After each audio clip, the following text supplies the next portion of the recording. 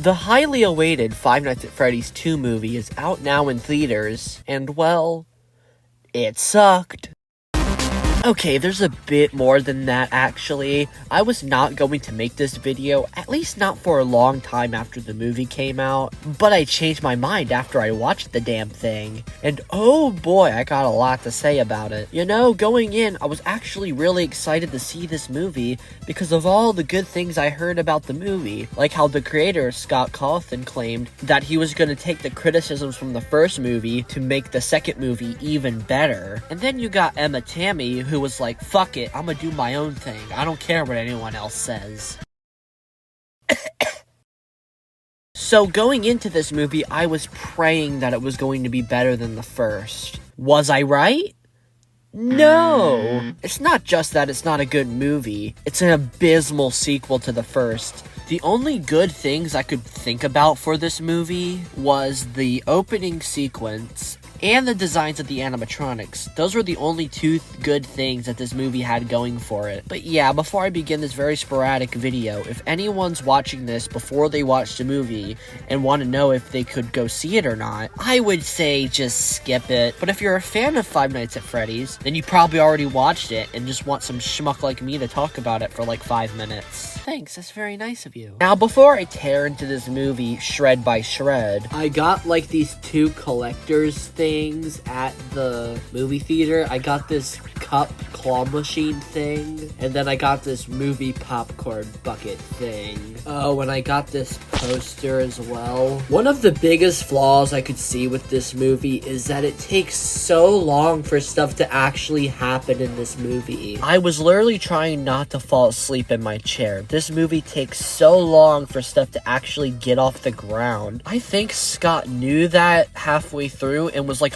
oh shit, time to go turbo-tastic and speed through the rest of the stuff happening for the rest of the movie. I also really hated how Abby was portrayed in this movie, despite how she says, I'm not a kid anymore, I'm 11. I don't believe her because she makes the most dumbest decisions ever. She completely ignores all the traumatic shit that happened to her in the first movie to just be like, I want to go see my friends again. And then she deactivates the security systems, keeping the animatronics locked to the pizzeria. Not seeing how this could go wrong whatsoever. Nothing in this movie would have happened if Abby just wasn't so fucking stupid throughout it. I mean, Piper does do a good job, especially being a child actor. She definitely was way better in this one than the first, in my opinion. But if I'm being honest, I don't really get her motivations as to why she wants to go see her friends. It doesn't seem like she's very unpopular at school. Quite frankly, she seems to be very popular, her only op being her teacher, played by Al Wiggum from Toy Story 2. I also didn't like what they did with the puppet in this one, or they call it the marionette. She really has nothing to do with stuffing dead kids into robot suits like she does in the game, but instead in this one, her motivation is to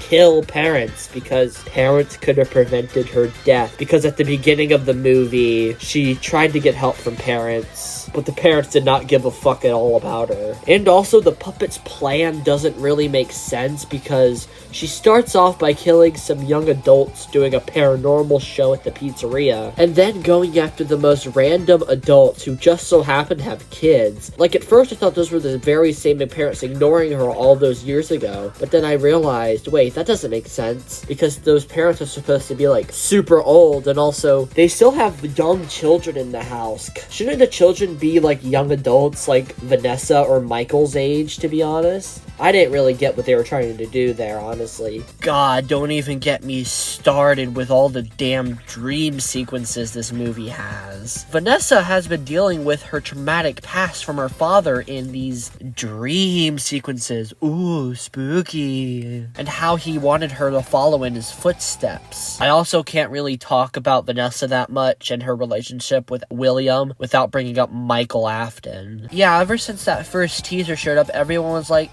that's Michael Afton, and yep, we were right. He brings these paranormal investigators to the pizzeria just to be killed, and then he just disappears and doesn't show up until the very end, where it was like, ha ha ha, yep, it was me the whole time. I'm Michael Afton, Vanessa's sister. And then we have the ending. Oh my god, the ending. After Michael's whole villain moment, he tells the robots to break their bones and crush them. Then out of nowhere, Foxy comes bursting through the window, stomping Toy Bonnie's head out, Freddy ripping Toy Freddy in half, Bonnie taking apart Mangle, and then Chica tearing the fucking head off of Toy Chica. What the fuck is going on?